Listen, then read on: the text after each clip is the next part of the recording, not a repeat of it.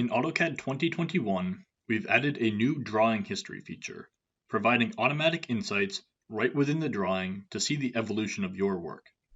Let's say you just got back from a meeting with a client to get feedback on some recent work. When you open the file, you're immediately notified that the drawing's been updated. You can enter a compare state to view the differences between the current version with the last one that you saved. Now, your team experimented with adding some rooms on the first floor, but during the review, the client said that she wanted to go back to an open floor plan that you had earlier.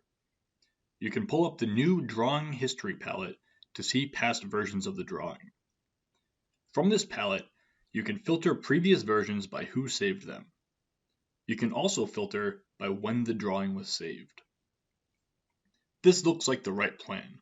From the History palette, you can choose to compare this past version with the current drawing.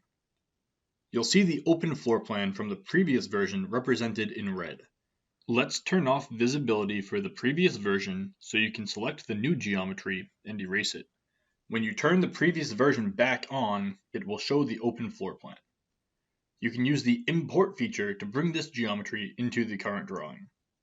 And since this is a live comparison, any deleted geometry that was shared by both versions will show in the previous version, so you can import that back to the current drawing.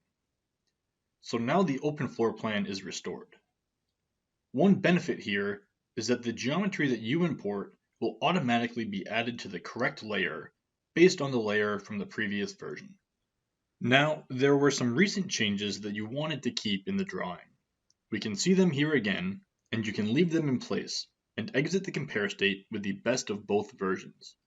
What's best is that we did this without having to save or manage separate file versions.